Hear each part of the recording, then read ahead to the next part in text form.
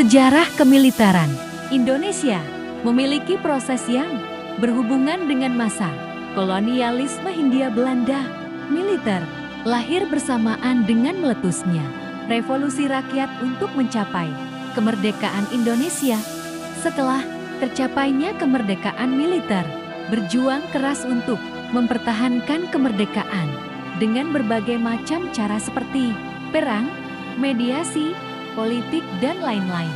Harus diakui bahwa sejak proklamasi kemerdekaan, konstelasi politik dan juga maraknya percaturan politik tidak terlepas dari faktor dan pengaruh keberadaan militer. Bahkan, militer telah mengambil langkah yang sangat mendasar dan menempatkan dirinya sebagai tentara kemerdekaan. Ketika revolusi kemerdekaan usai, kemudian terjadi transformasi bentuk negara pada tahun 1950, militer berdiri secara kuat di belakang proses kembali ke bentuk negara kesatuan Republik Indonesia. Supriyatmono Henry 1994 1-2. Perpolitikan Indonesia juga tidak lepas dari militer. Sejak berdirinya bangsa ini, militer telah terlibat dalam pengambilan kebijakan politik yang semestinya menjadi tanggung jawab sipil sesuai dengan apa yang disampaikan oleh Salim Said. Keterlibatan militer dalam politik sama tuanya dengan sejarah Republik ini. Jenderal Besar Hari Nasution telah berhasil untuk pertama kalinya menempatkan diri dalam pemerintahan dan juga berhasil memformulasikan konsep duifungsi ABRI hingga mendapatkan pengakuan dan dukungan dari pemerintah. Bahkan militer telah bertindak sebagai salah satu kekuatan paling menentukan yang berdiri secara kuat di belakang Dekret Presiden 5 Juli tahun 1959 yang kembali ke Undang-Undang Dasar 1945. Amrin Imran et al. 1971/4.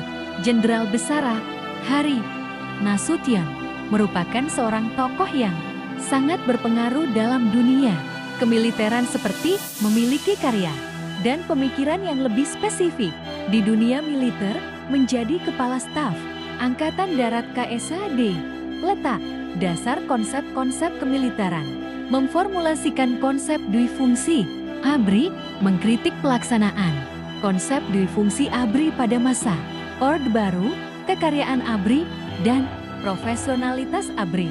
Lanjut, silakan saya serahkan ke moderator berikutnya, Prof. Budi Haryono, untuk memandu Bapak Aiden TNI Dr. Budi Haryono.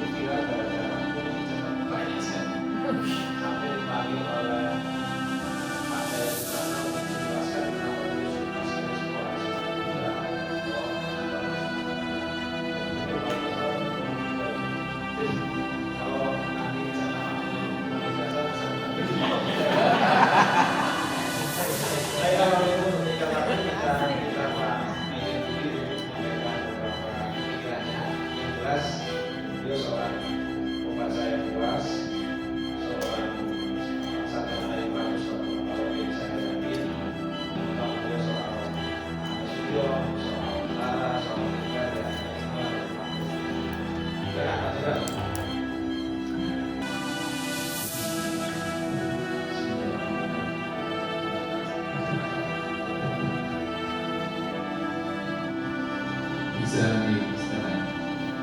Terbukti 30 tahun lebih, Maijen TNI Fauna mengoleksi 12 gelar akademik dan sertifikasi kompetensi dari berbagai bidang ilmu, mulai dari ilmu politik, ilmu hukum, ilmu ekonomi, pertahanan, dan keamanan, dari kampus-kampus ternama dari dalam dan luar negeri.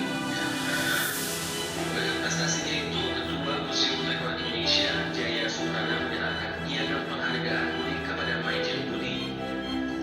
Sejak mendapatkan tugas belajar ke Paul University Inggris pada tahun 1997 oleh Presiden Prabowo Subianto, yang saat itu masih menjabat sebagai Komandan Jenderal dan Jenderal Kopassus, keinginannya terus menimba ilmu hingga akhirnya dia mengoleksi berbagai gelar akademik itu karena dia yakin ilmu merupakan senjata yang paling mematikan. Tidak karena sulit dalam belajar dan mengaku menikmati masa-masa studinya.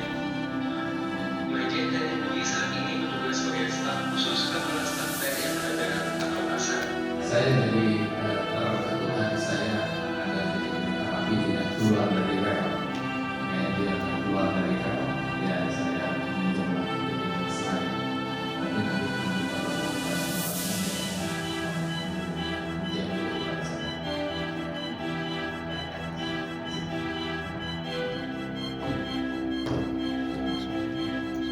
Saya ditugasi untuk membandingkan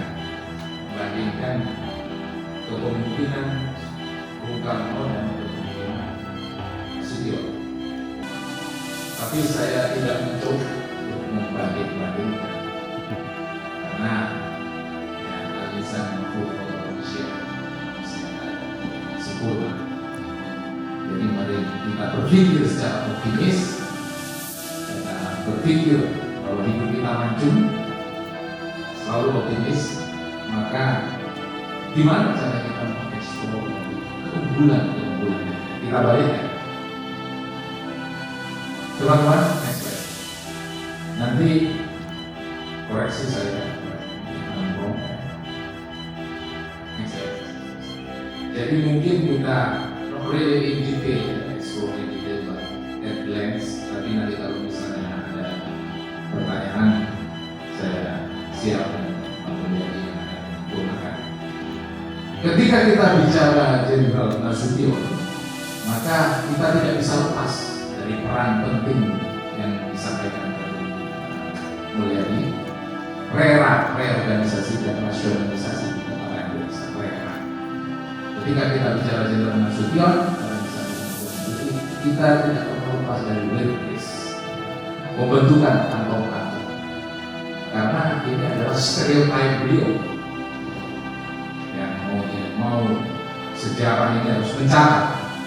Ketika kita bicara Jenderal Nasution, maka kita tidak akan lupa dengan faktor desa, gerilya di desa. Ingat Bandung Lautan Api, ingat agresi 1, agresi 2. Beliau ini adalah think tank pemikir saat itu dan sekaligus adalah pelaku sejarah saat itu.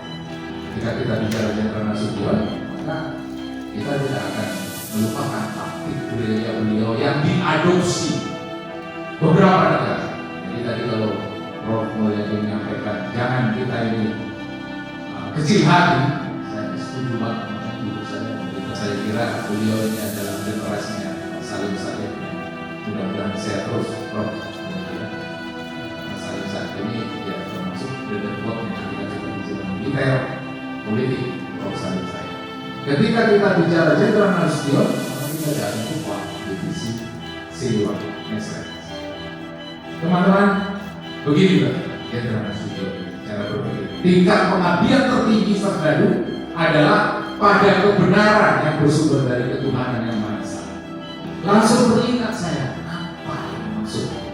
Di dalam 11 asas kepemimpinan TNI. Klik subscribe, like, and share.